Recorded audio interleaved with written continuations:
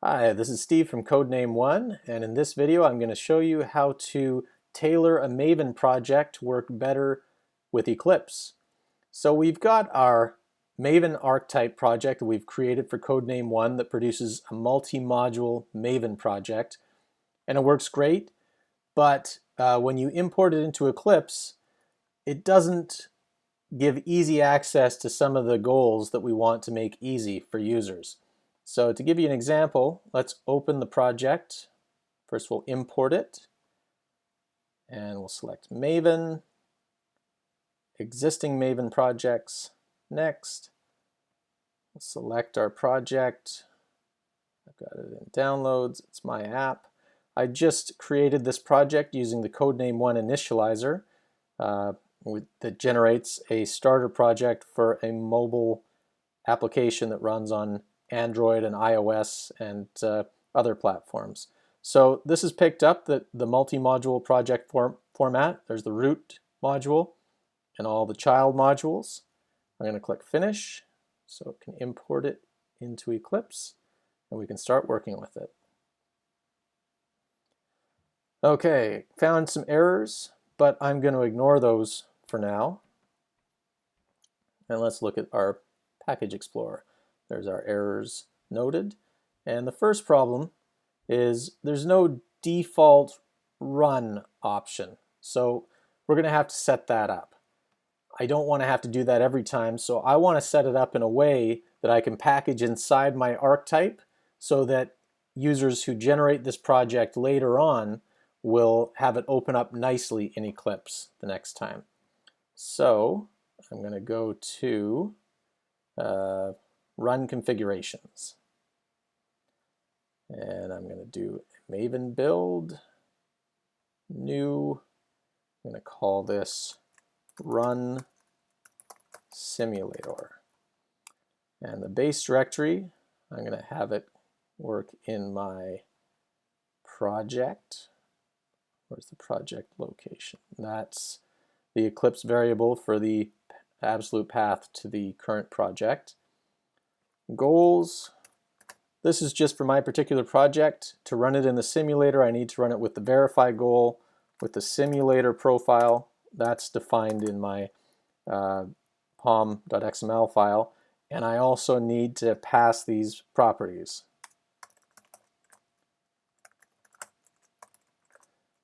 You don't need to worry too much about those properties. And I'm going to skip tests.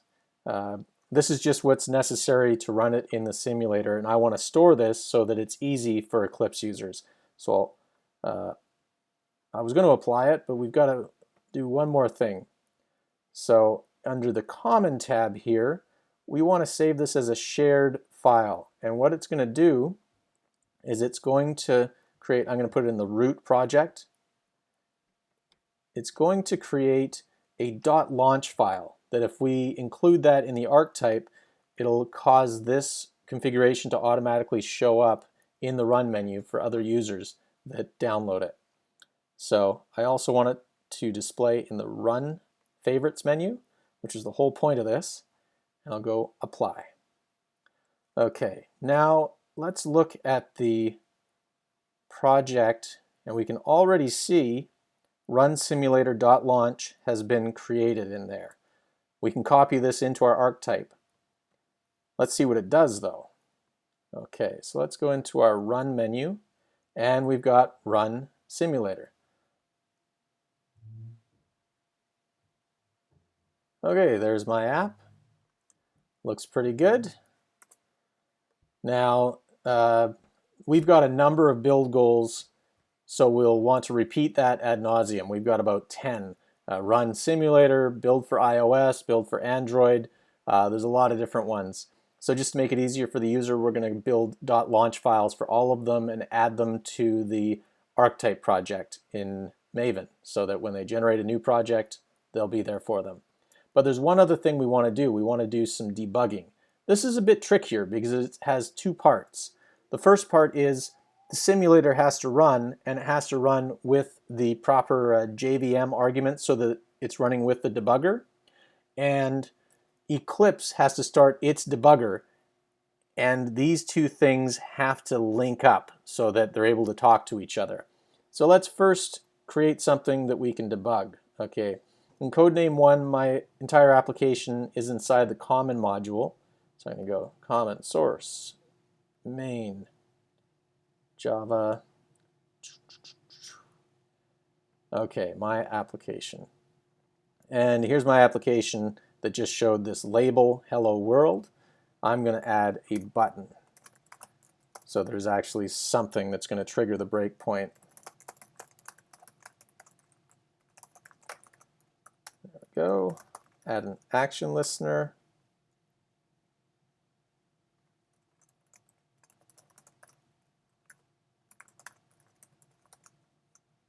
What?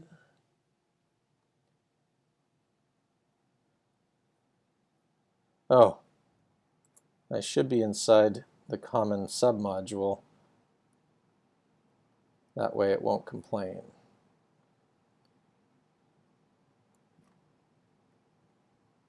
There we go. Okay, same thing, except now I'll get code extensions.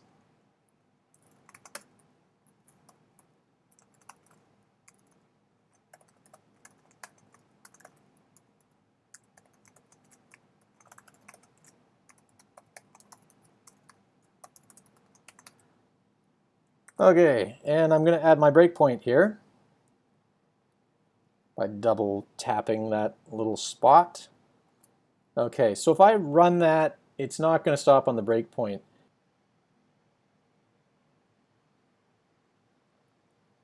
Okay, press me, and it should have stopped there, but it didn't. Okay, so what we need to do is we need to tap into a debug profile. Now, I've created a debug profile offline that will start the debugger. Let's look at the Java SE one. We'll look at the POM file so you can see how it's defined. It's called debug simulator. Okay, so in this, I've got some options here. Now for Eclipse, these options were set up for NetBeans. I'm going to just change them here to make them work better for Eclipse. Suspend equals Y. One notable thing here is I need to pass a JPDA address. That's going to be a port number to the Eclipse debugger, and that's going to refer to another launch that we're going to set up. So to activate this profile, instead of using simulator, we're going to use debug simulator. So we'll set that up, and we need to remember to provide that JPDA address. So let's go into the debug configurations, and we're going to create a new option by copying the old run simulator. We'll call it debug. Okay, and all this is the same, but we also need JPDA. What was the name of that? Address, I think, and we're going to do a value of 8,000. Okay, so that is the debug simulator, and the other half of it has to be set up as a remote application. So we're going to create a new one, and we'll call it debugger,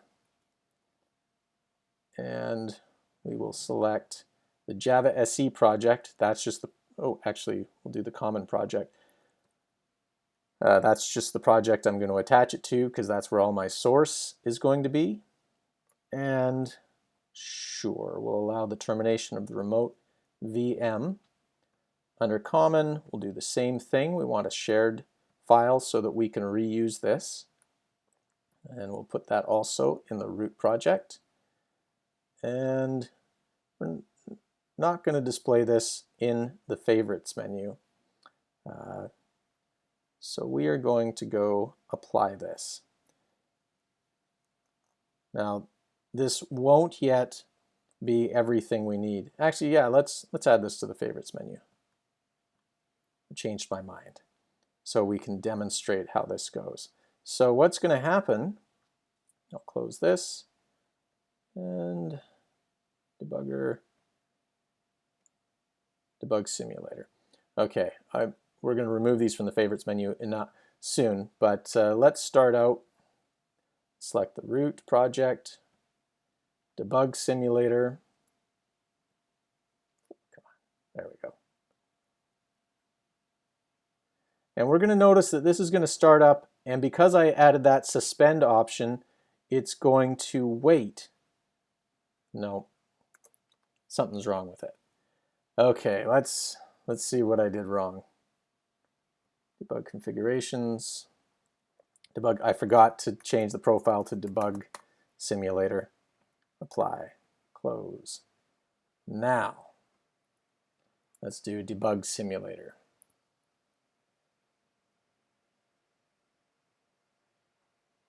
Okay, it is hanging on this point.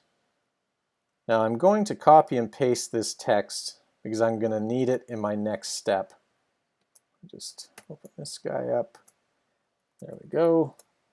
And we can get this to continue by starting the debugger. And they should, there we go. It just starts up and there we go. It's asking me to switch perspective to the debugger and it should go to my breakpoint. Okay, so this is almost great, almost. But I don't like having to start the two up at the same time. So we'll do the stop there, and I'm going to improve this one step further. I'll go to debug configurations, and I'm going to create a launch group. And I'll call this debug in simulator. And it's going to include both of my launch actions that I created. First, it's going to do the debug simulator action. And for the post-launch action, I want to wait for that text to appear. So I don't need the whole thing. Let's just do that part. So this is going to give a little bit of time for the other debugger, or for the Eclipse debugger, to start up. Launch, adopt launch bar ring. Okay, that's right. And the second one is debugger. And I think that should do it.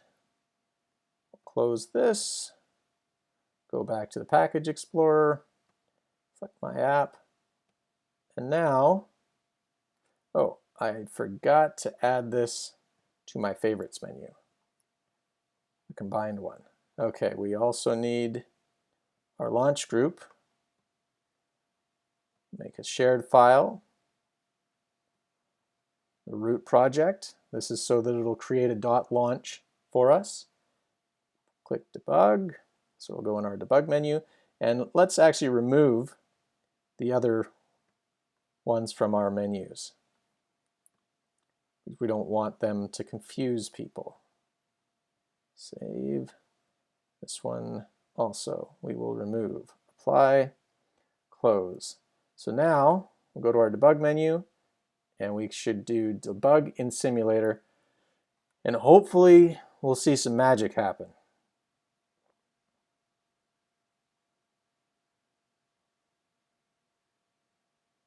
There we go, it got past that point and it's continuing. I will press the button and I'm on the breakpoint. Beautiful.